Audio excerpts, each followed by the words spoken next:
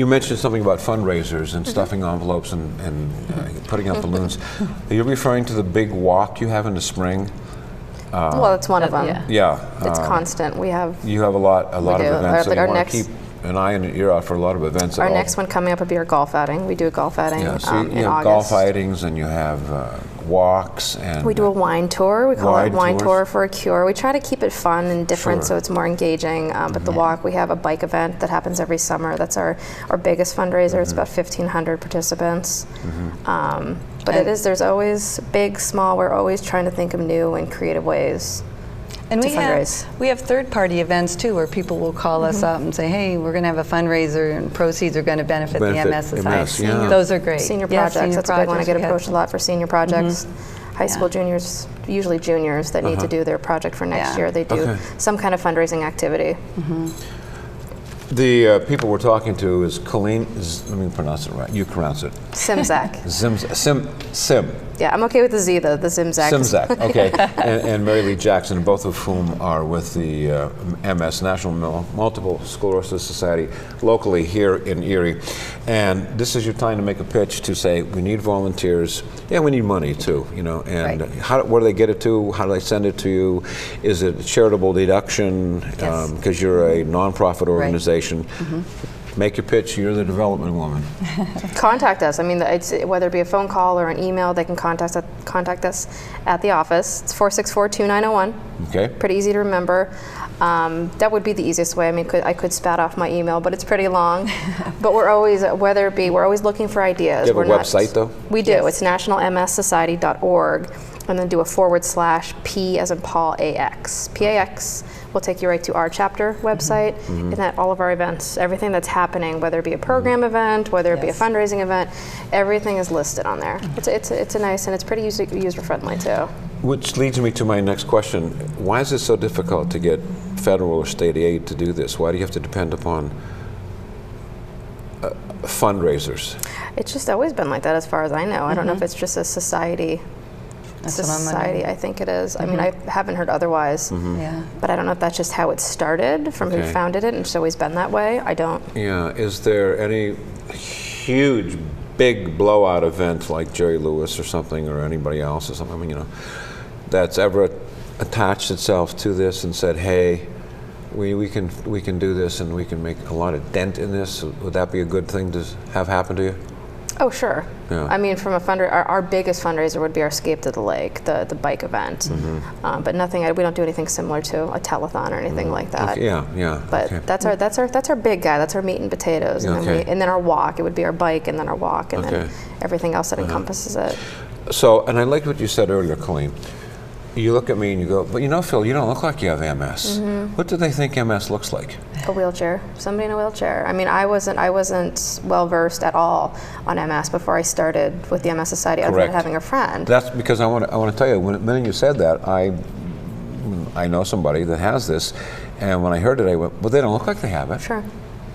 Well, to me, it looked like they would be wheelchair bound. No, and it opens your eyes a lot to the whole. I think the issues out there with handicap parking. You think if somebody pulls up, that they don't look sick. Well, you don't know that. You don't know what's going on with that person. Good point. I think I've heard that a lot. I've learned that along the way. And just under 3 years I've been with the MS Society. And I've learned so much, mainly from the different people that I've met, that have walked through our doors for one reason or another. And that's the best part about my job. Sure, it's hard, you know, I mean, some days are easy, some days are hard, but we're trying to raise all this money, but I get to see the dollars in action because of Mary Lee. I mean, we're in the same office. She's helping people because we have a financial assistance program. She sets up peer support groups, educational programs. It's That's good. You know. Now you've got the dollars coming in, and you use them how? Because we haven't talked about that. Well, financial assistance. Yes. Yeah. How you mean you actually give them money? You set up a program to help them buy groceries? Well, okay. We can go in and help out with home modifications. Okay. We can help out with equipment. We even have an emergency funding available if you know, they were to say they got laid off of work, something, they get behind in their bills. we can help out with some monthly bills. I mean, it may be limited funding, but it's still a resource. Sure, you know. sure. So we have respite care available. You know, if the caregiver has to leave, you know, his or her spouse for a length of time, we can send in, you know, aides to help out. That's I think a very important one. They're all important, you know, but it's, as far as spending the money, we even do the car modifications, hand controls, things like that. Okay, okay. And if we say a ramp might be, you know, over $1,000, and we couldn't fund that whole thing, we try to find other resources that can help get the job done. So I think the biggest thing, Phil, is that we have the National MS Society attached to us, where I think a lot of people have another misconception people might have. It's national, it doesn't stay local. Right. But it does. Yes. It does. I mean, because we do. People in Mill Creek Township, people in Erie County, people in Crawford County, Venango, we encompass this whole community. So when we help somebody with MS, they're local. I know me, whether it be donating blood, whether it be donating money, I want to know where my money or my blood's going. Absolutely. So, yeah. So and it stays here. It does. It does. That's a good point to make. I'm glad you did make that. Let's talk about some facts about it then. Let's talk about the fact that you can't get it. If I touch you, I won't get it, will I? No. Okay. No. You don't look like you have MS. Where do you have it? Show me.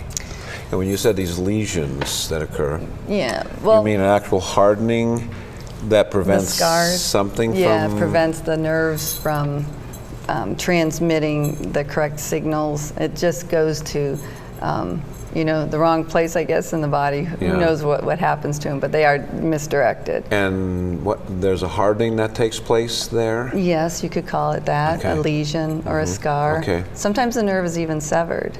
Okay. You know. So could you get this from an accident? Could you possibly get MS from an accident? Yeah. Would you have nerves severed and no, the body that just would be different. That's very different. Okay. Yeah. I just want to get rid just get to the facts here. Because it's that is a good question. Is everybody going to be in a wheelchair? No. No. No. Okay. Definitely not. Going back to how well you look, even though you do have the disease. That's one of the hard parts about working and having MS. You know, fatigue is probably the main symptom of the disease, and it's debilitating. It's not just being tired. It's being tired is when you have your grandchildren all the time. We go to bed now, it's 9 o'clock. But I know what you mean. I'm being facetious.